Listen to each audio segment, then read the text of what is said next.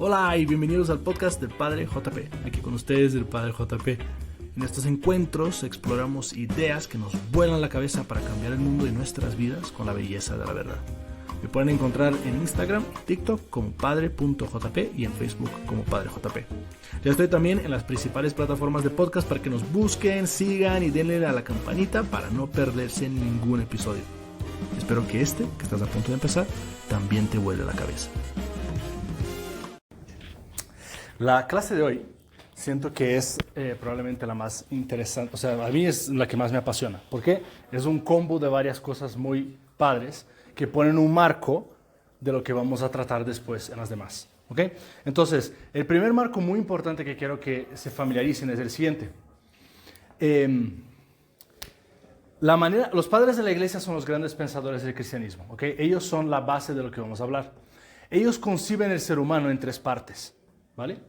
Eso es muy importante. Cuerpo, alma y espíritu. ¿Vale? Cuerpo, alma y espíritu. El cuerpo es la sede de las sensaciones, de las emociones, del mundo físico, biológico que nosotros experimentamos. El cuerpo genera sensaciones. Eso es importante. El cuerpo genera sensaciones. El alma es la sede de nuestros pensamientos y sentimientos, deseos, sueños, anhelos, emociones. El alma genera emociones. El espíritu es el lugar de la identidad, de los pensamientos más profundos, de quién soy yo. La identidad y genera pensamientos, pero en cuanto a quién soy yo, pensamientos que me definen, no pensamientos especulativos. Eso está aquí, en el alma. ¿Ok? Esa estructura, pues, si alguno quiere ponerse así más fancy intelectual, ¿no? Entonces quiere así una palabrita que luego a pantalla en una entrevista de trabajo, no sé, algo así, ¿no? Entonces, cuerpo en griego se dice soma, ¿no? Soma. Soma. Alma se dice psique. Si tenemos estudiantes de psicología aquí, habrán escuchado mucho esa palabra, sobre todo en los primeros semestres de su carrera. Y espíritu se dice neuma. ¿Ok? Esas son las tres palabras de la estructura de lo que se llama la antropología bíblica, o la antropología de los padres de la iglesia. Ese es el marco de cómo se estructura. Aquí es el mundo somático. A veces uno dice, no, es que estoy somatizando cosas. Claro, tu cuerpo registra todo. Eso es la cosa tan impresionante de nuestro cuerpo. Es que no es simplemente una especie de computadora que se interrelaciona con el mundo. No. O sea, es un registro muy fuerte. Si tú, qué sé yo, a lo mejor pongo aquí una película que tiene una escena traumática y de repente tu cuerpo reacciona de tal manera o sea, totalmente desproporcional. Los demás a lo mejor están, pues, qué triste la película, y tú estás berreando de que te duele el estómago, tu corazón se acelera, de que tu oído empieza a doler. O sea, tu cuerpo está registrando una serie de cosas que probablemente están relacionadas con experiencias previas que tuviste. ¿Sí? El alma, sede de las emociones, es el lugar donde tú registras: estoy triste, estoy feliz, estoy alegre, estoy preocupada, estoy tensa, estoy ansiosa, ¿no? Y el espíritu es el lugar donde tú, haciendo una especie de suma de las experiencias anteriores, a raíz de lo que experimentas en tu cuerpo y en tu alma, tú sacas una conclusión que es una definición de quién soy. Soy amado, soy rechazado, valgo la pena, no valgo la pena. ¿Sí? Eso es el espíritu, el lugar de la definición. Esto lo voy a seguir dando vueltas y van a ver que parece una cosa, pues sí, son tres circulitos. No, que cada vez que le das vuelta encuentras más cosas y más cosas y más cosas y no terminas nunca. Por ejemplo, estás estancadísimo en tu dirección espiritual, no sabes a dónde ir con tu vida. ¿Ok? Haz el siguiente ejercicio. ¿Cuáles son los problemas que tienes hoy día, los principales problemas que tienes en tu vida? Haz un ejercicio de cuáles son las sensaciones, las emociones y los pensamientos de identidad que tienes en este problema actual. que tienes hoy. Y después haz el siguiente ejercicio. En mi pasado, sobre todo en mi infancia, ¿cuándo fue la primera vez que tuve esa misma combinación de sensación, emoción y pensamiento? Y te vas a dar cuenta de unas cosas espectaculares que empiezan a venir a la luz. ¿Por qué? Porque tu cuerpo registra, tu alma registra, tu espíritu registra. Y te vas a dar cuenta que a lo mejor cuando te cortó el novio y te sentiste que el mundo te odiaba, que no valías la pena, que todo eso viene de una vez que cuando en tu infancia tu papá hizo tal cosa y tú te aceptaste la siguiente, o sea, pensaste, dijiste, sí, es verdad, yo no valgo la pena. Y tu cuerpo a lo mejor tuvo el mismo registro, tus emociones fueron exactamente las mismas. Y entonces empiezas a marcar un patrón en tu vida. ¿Sí? Esa es la cosa, que hay patrones que se registran en la combinación de esos tres niveles. Ahora, ok, ¿qué más se puede decir de esos tres niveles? En el intento de entenderlos. El cuerpo dice, tengo hambre, tengo sueño, estoy cansado, siento calor, frío, eso es lo que dice el cuerpo.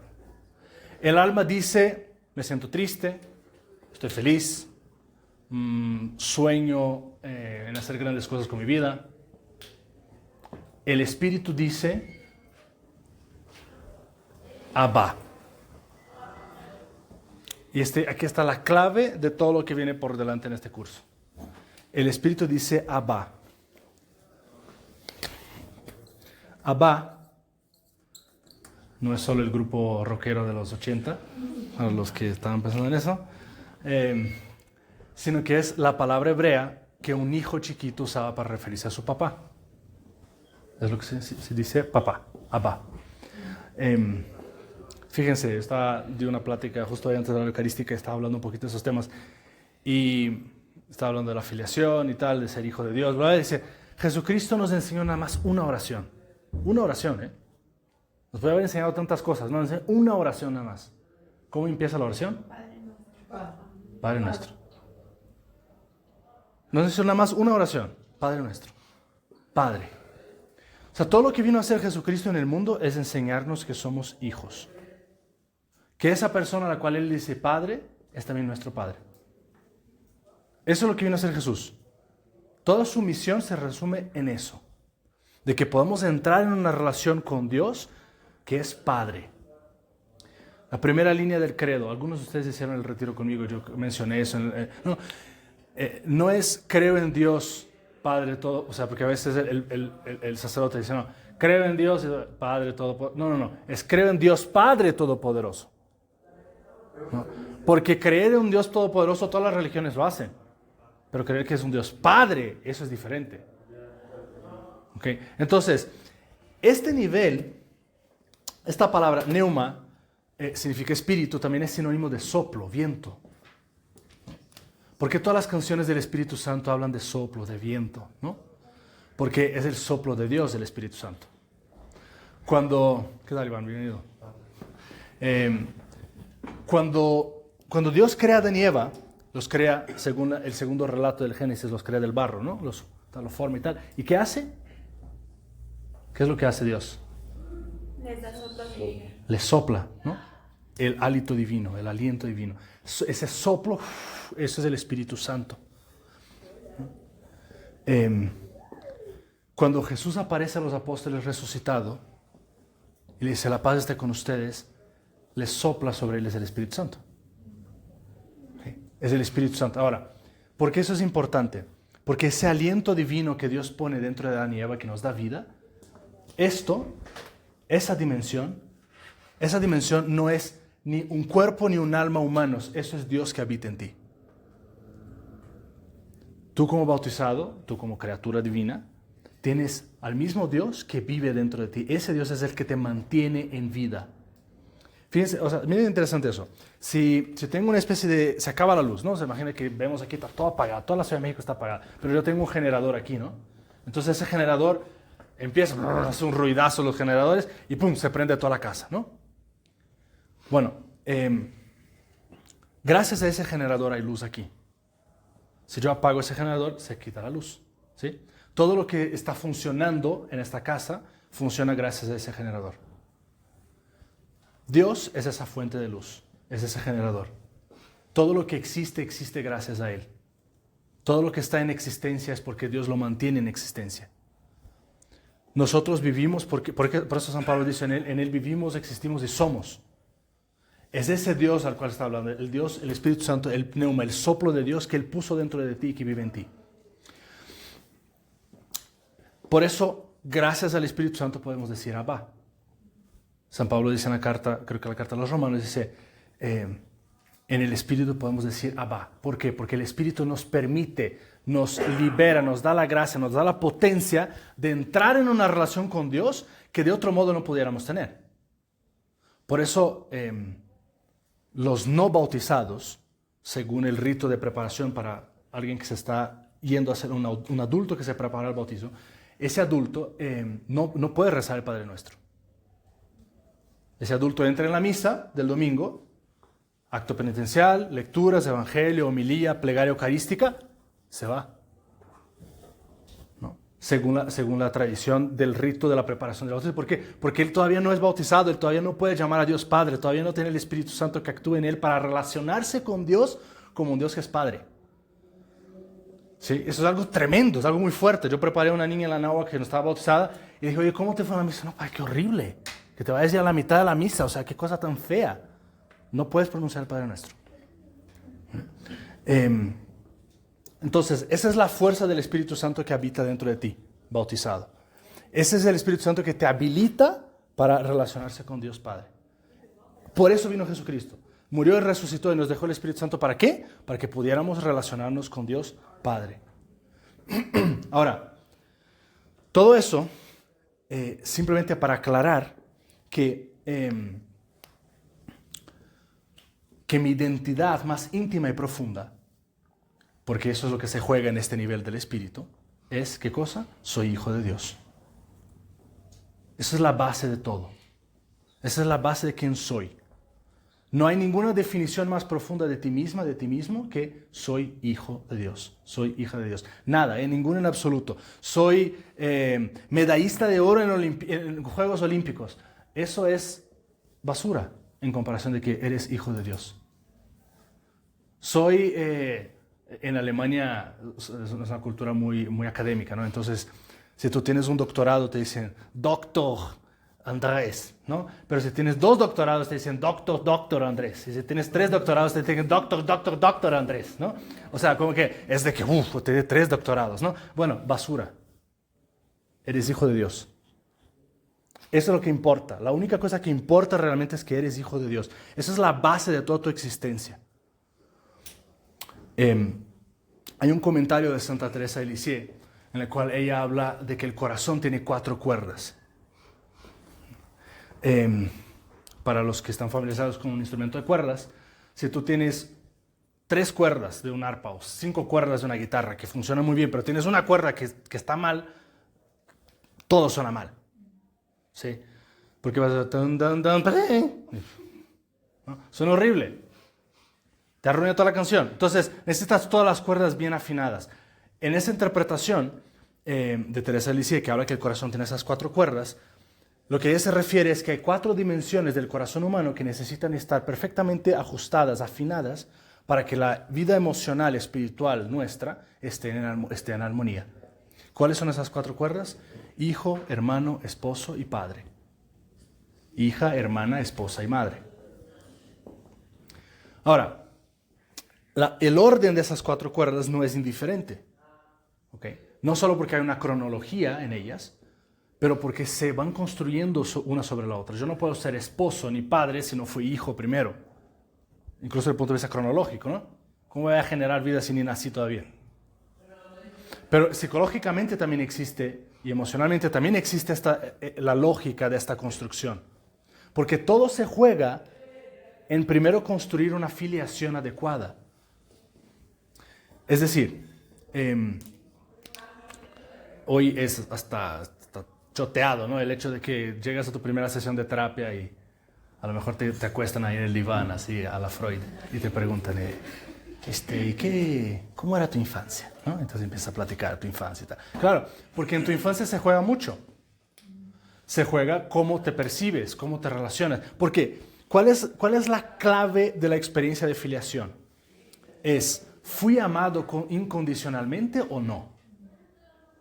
Eso es lo que se juega en ese nivel. Y vas a pasar el resto de tu vida, si no te trabajas espiritual y psicológicamente, vas a pasar el resto de tu vida pagando renta a cómo tú respondiste a esa pregunta. O cómo de alguna manera te proporcionaron esa experiencia en la vida, pero en parte tú también eres libre, no eres solo fruto de la combinación sistémica de tu familia. ¿Okay? Tú también escoges cómo interpretas las cosas y cómo construyes tu futuro. Entonces, ¿fui amado incondicionalmente o no? Es decir, ¿valgo la pena o no? La experiencia de la niña que dice, es que me maté por sacar ese 8 en matemáticas. Llego a la casa y mi mamá dice, 8. Y entonces te vas construyendo la idea de que si no soy perfecta no merezco amor. Tengo que hacer méritos para ser amada. O, no sé, el niño que tiene la experiencia de que los importantes de la escuela son los que están en el equipo de fútbol, ¿no? Si no eres un idiota, no sirves para nada. Entonces te matas por estar ahí, sacrificas lo que sea por estar ahí, por tener la atención de los demás, entonces te construyes la idea de que solo en la medida que llamas la atención, que estás en el centro de los aplausos, vales la pena. Y entonces vas jugando toda tu vida en base a esa dinámica y no aprendes a entrar en una dinámica incondicional. Incondicional. Eres amado por lo que eres, por quién eres, porque vales la pena. Entonces, por eso esa cuerda de la filiación es tan importante. Y ahí se juega muchísimo. Sobre ahí se construye todo lo demás.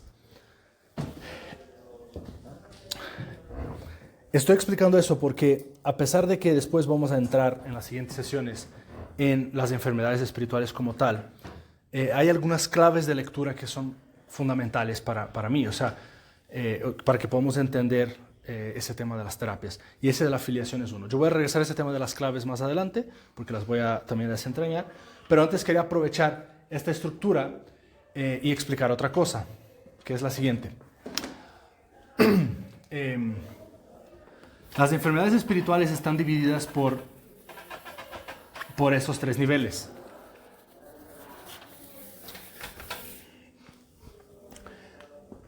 Hay enfermedades del cuerpo, hay enfermedades del alma y hay enfermedades del espíritu. Las enfermedades del cuerpo son la gula, la lujuria y la avaricia.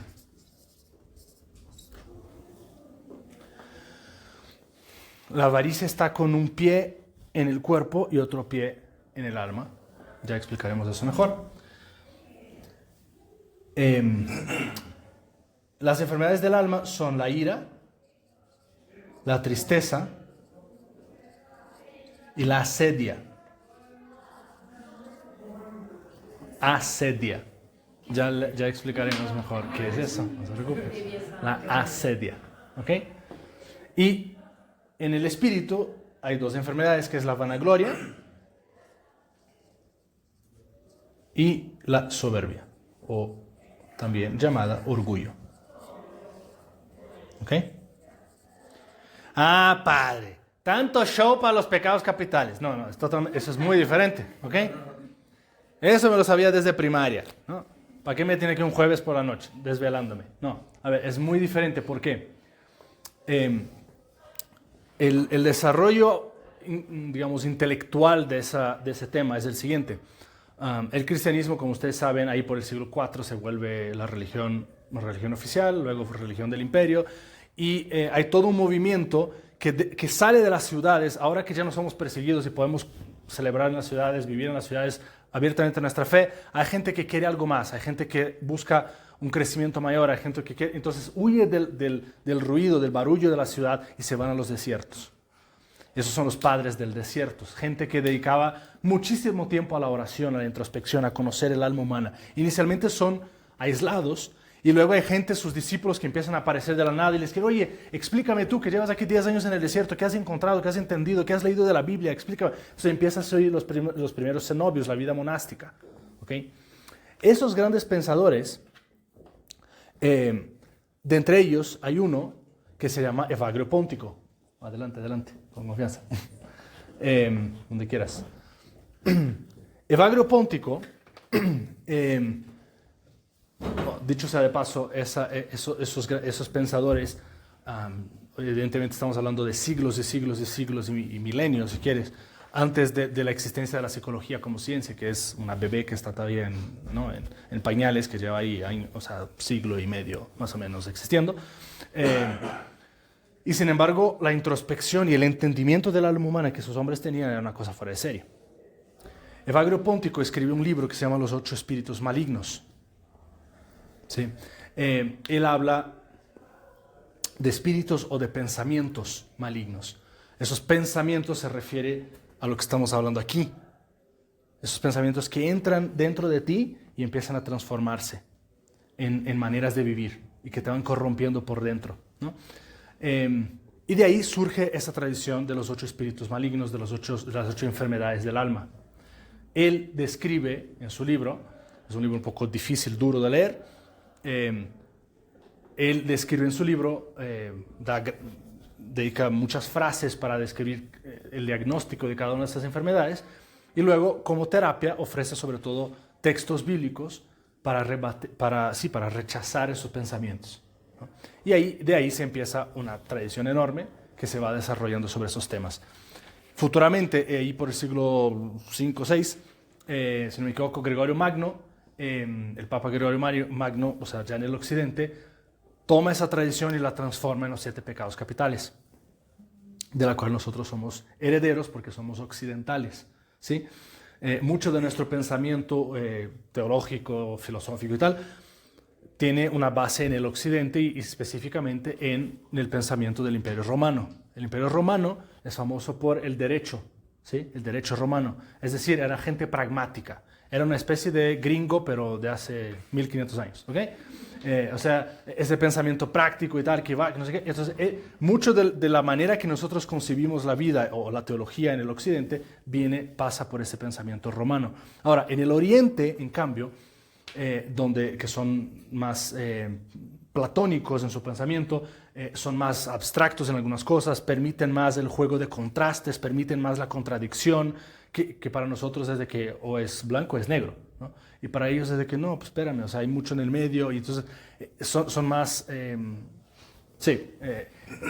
ellos mantienen esa tradición de los 8 pensamientos, de los 8 espíritus malignos. De ahí vienen las 8 enfermedades del alma. Ahora, después de ese gran aburrimiento histórico probablemente inútil,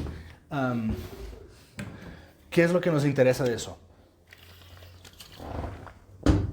Interesa lo siguiente. De estos 8 pensamientos hay 3 que son más importantes, que son la clave: la gula, la avaricia y la, vamos a decir, vanagloria soberbia. La gula es madre de la lujuria, y vamos a platicar de eso en la siguiente sesión. La avaricia es la madre de la ira, de la tristeza y de la sedia. Y la vanagloria y la soberbia son hermanas, ¿sí? Son gemelas, solo que una es como la película esa, ¿cómo se llamaba? La niña que crece en Inglaterra y la niña que crece en Estados Unidos. Esa mera. Entonces es más o menos como eso, ¿ok? Entonces, ¿por qué eso es importante? Ahí les va. ¿Quién se acuerda del Evangelio de las tentaciones de Jesús en el desierto? ¿Cuál es la primera tentación? ¿Qué le dice el demonio? Pan. Ajá. Transforma esa piedra en pan, ¿verdad? Ok, muy bien. ¿Y qué le responde Jesús? No solo de pan y vino. No solo de pan y del hombre. Entonces, ok. Entonces, la primera tentación que el demonio intenta atrapar a Jesús es una tentación de gula, ¿sí? Transformar la piedra en pan. Ya explicaremos por qué Jesús contesta lo que contesta y cuál es la dinámica de la gula emparejada con la lujuria. ¿Cuál es la segunda tentación que le ofrece el demonio? Todo lo que... Aventarse, ¿no? No. No, todo lo que ves, o sea, toda la ciudad. Lo lleva a un monte donde se ve toda la ciudad de Jerusalén y le dice: si te postras delante de mí, te daré todo esto, ¿no? ¿Qué responde Jesús? Que no. ¿Cómo crees? Estás bien idiota.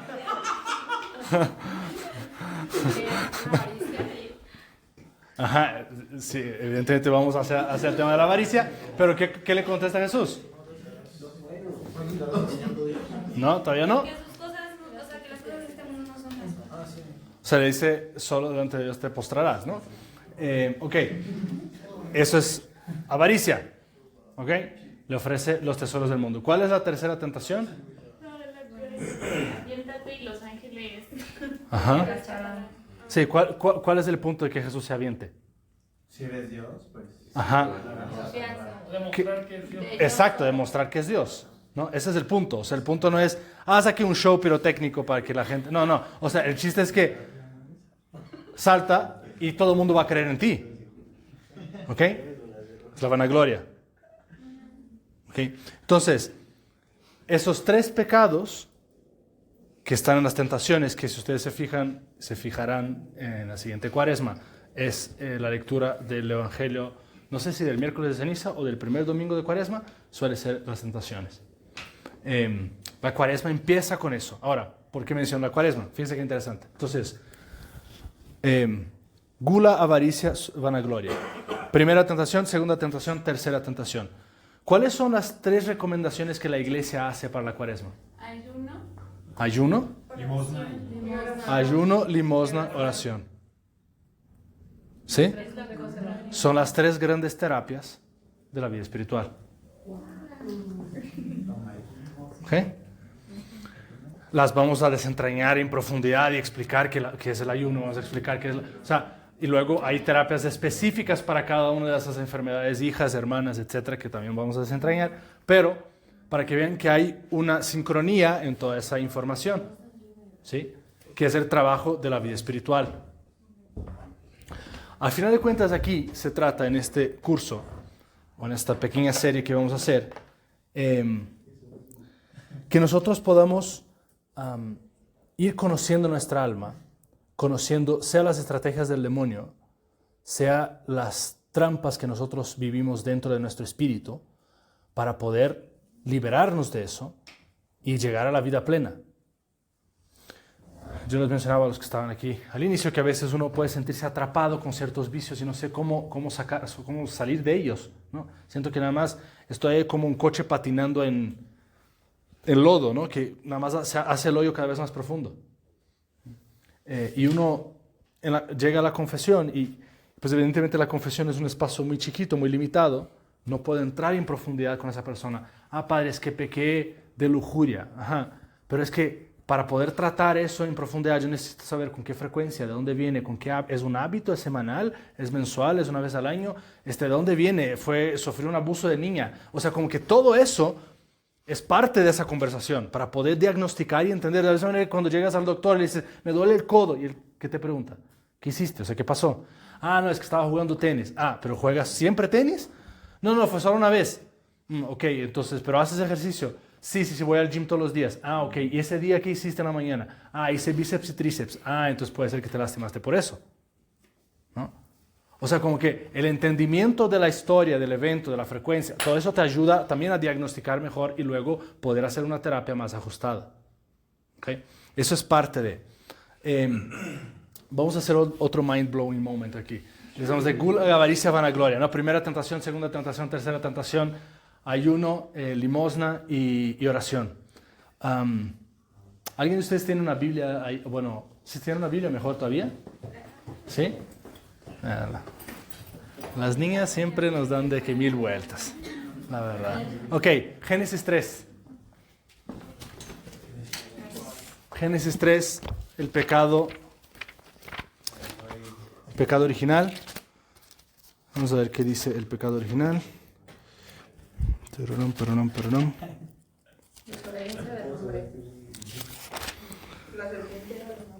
Sí, entonces dice... mira qué interesante. Bueno, sí, ¿me lo lees, Caro, por favor? Vamos a escuchar este pasaje, es Génesis 3, del 1 al 7. La serpiente era el más astuto de todos los animales del campo que Yahvé Dios había hecho. Y dijo a la mujer, ¿cómo es que Dios os ha dicho, no comáis de ninguno de los árboles del jardín? Respondió la mujer a la serpiente, podemos comer del fruto de los árboles del jardín, mas del fruto del árbol que está en medio del jardín, ha dicho Dios, no comáis de él, ni lo toquéis, so pena de muerte. Replicó la serpiente a la mujer, de ninguna manera moriréis. Es que Dios sabe muy bien que el día en que comeréis de él, se os abrirán los ojos y seréis como dioses, conocedores del bien y del mal. Y como viese la mujer que el árbol era bueno para comer, apetecible a la vista y excelente para lograr sabiduría, tomó de su fruto y comió, y dio también a su marido, que igualmente comió. Entonces se les abrieron entre ambos los ojos y se dieron cuenta de que estaban desnudos, y cosiendo hojas de higuera se hicieron unos ceñidores. Ok. Mira cómo describe el evento de la mujer, de Eva. Cuando la mujer vio que el árbol era apetitoso para comer. ¿Sounds familiar?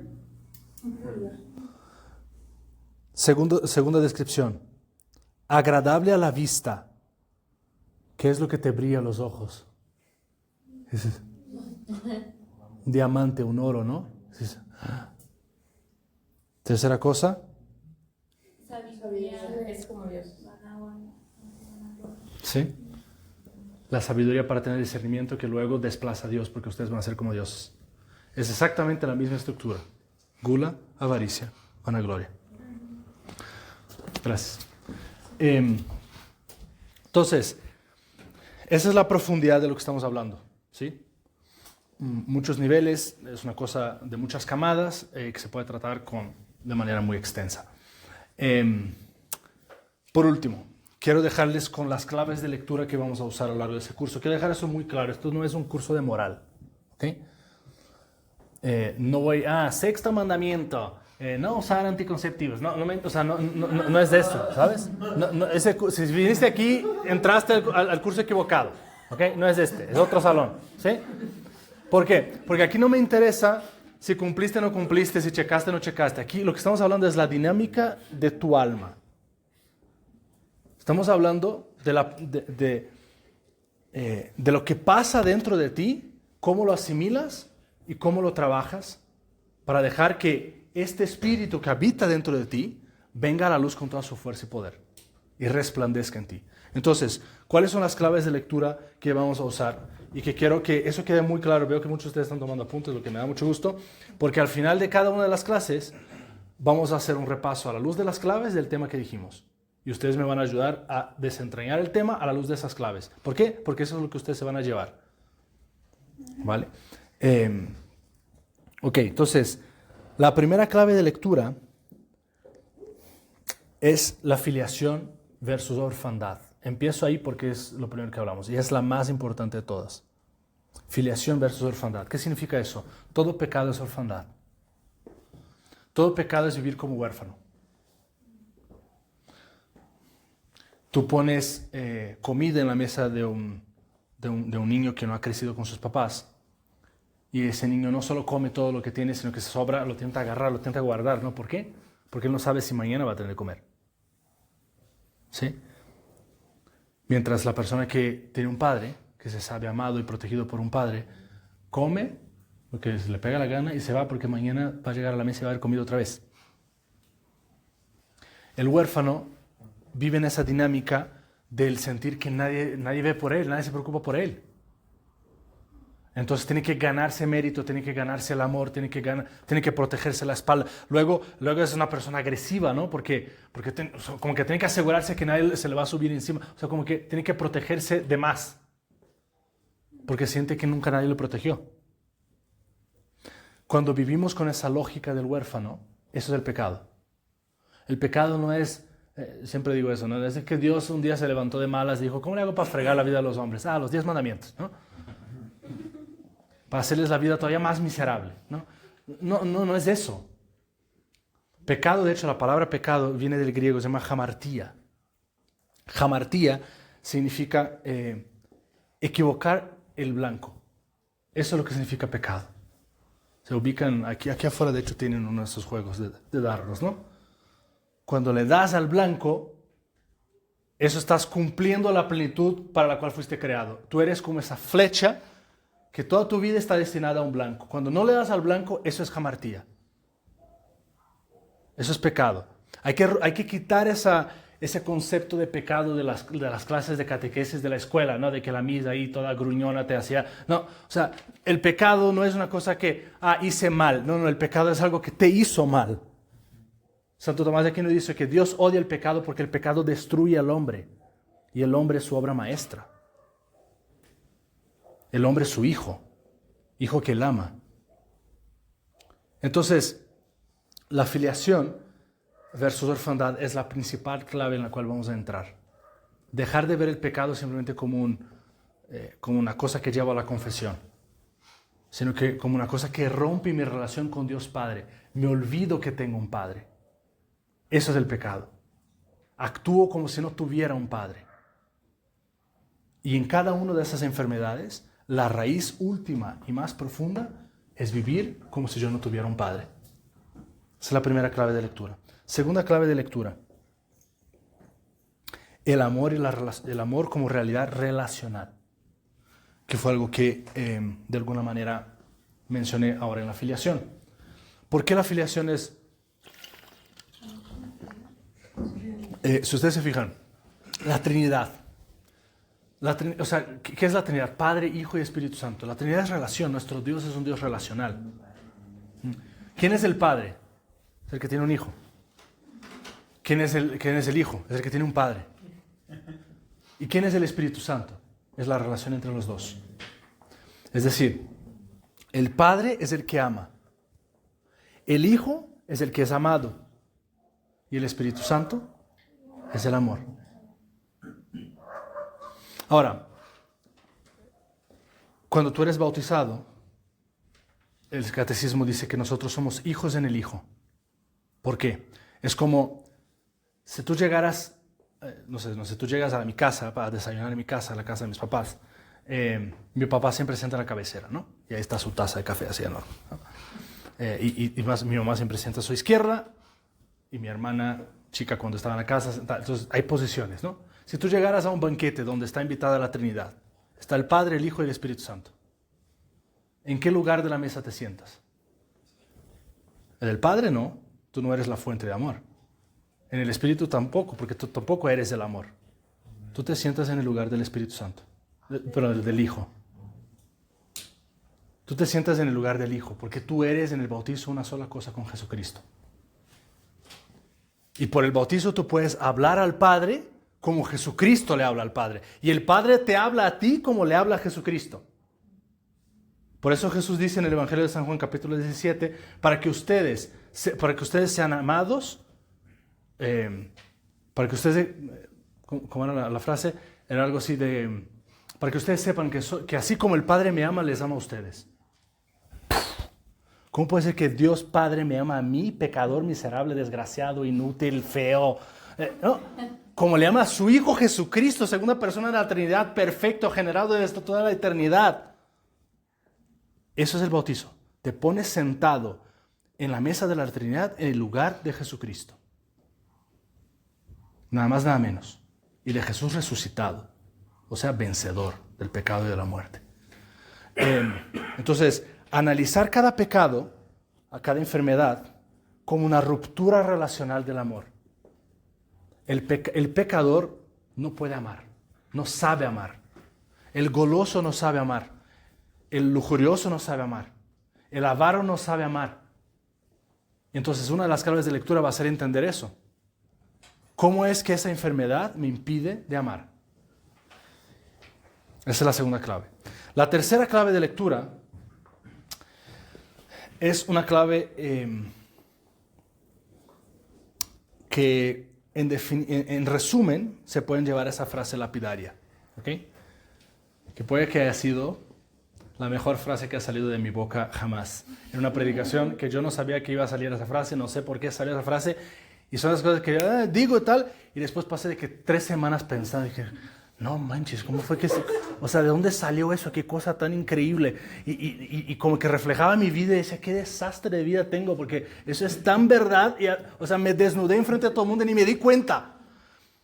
¿Cuál es la frase? Es la siguiente. Nada te va a hacer sufrir tanto en la vida como tu definición de felicidad. Nada te va a hacer sufrir tanto en la vida como tu definición de felicidad. ¿Qué es lo que significa esa frase y cuál es la lógica que está detrás? ¿Qué es la clave con la cual, la tercera clave con la cual vamos a leer las enfermedades? Es la siguiente. Hay un contraste entre realidad e idea, pensamiento. Una cosa es el mundo real y otra cosa es como yo quiero y pienso y deseo que sea el mundo. Y eso te hace sufrir, choca. Al punto de que tú odias tu vida porque no es como te gustaría que fuera. Tú odias tu cuerpo porque no es como te gustaría que fuera. Tú odias tu familia porque no es como te gustaría que fuera. Y ese desgaste te hace sufrir muchísimo.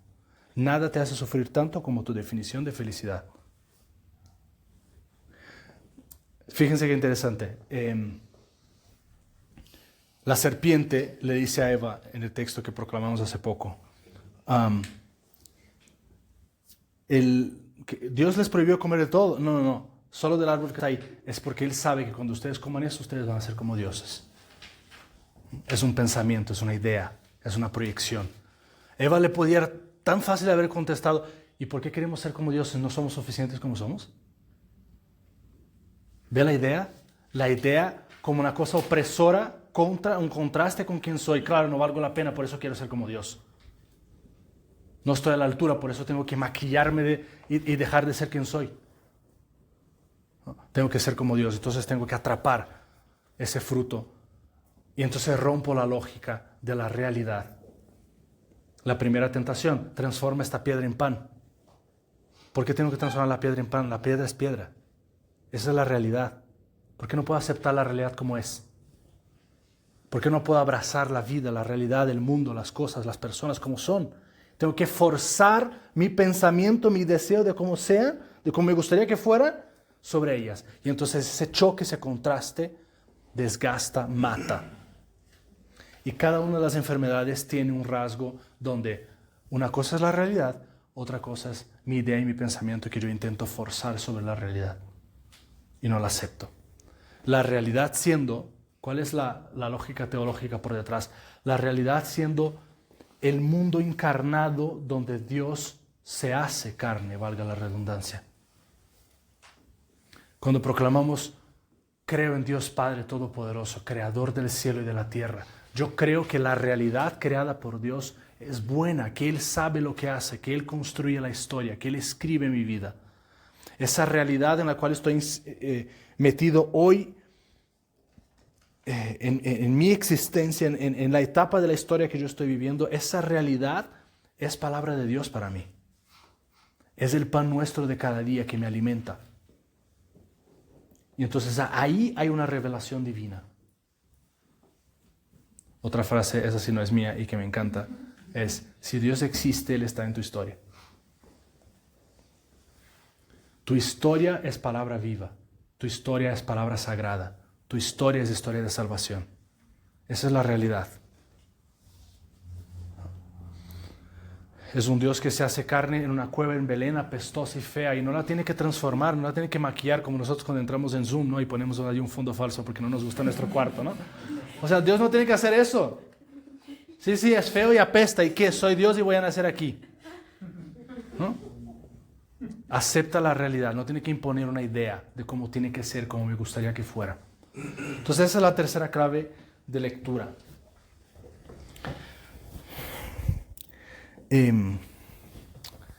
Creo que con esto ponemos un poco las bases para lo que seguiremos hablando. Entonces, tenemos 4 sesiones, ¿vale?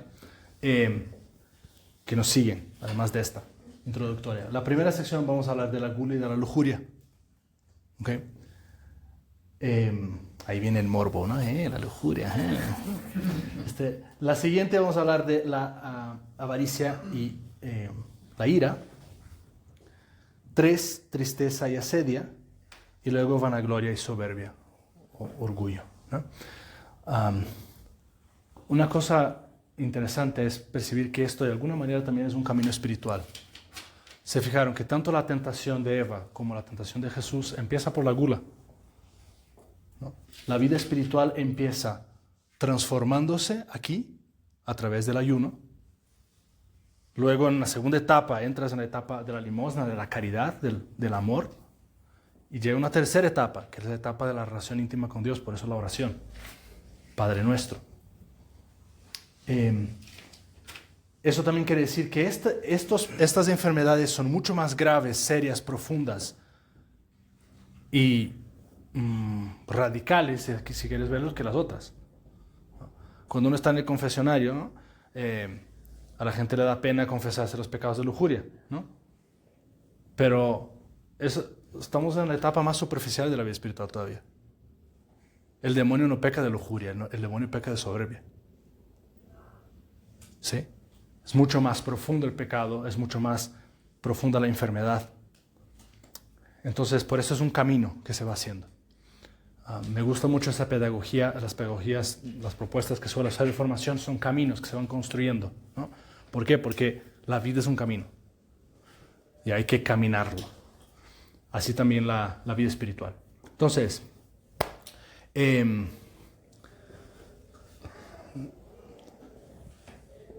no es un curso o una experiencia para que salga yo depresivo, de que no, además de las enfermedades que tengo, de que me duele el pie, de la diabetes que casi me alcanza, además tengo otras 8 espirituales que resulta que además todas tienen que subcategorías. Entonces tengo que 20 enfermedades más en mi vida, ¿no? Mi vida está una porquería, ¿no? Desgracia, ¿no? Gracias, Padre, por la depresión, ¿no?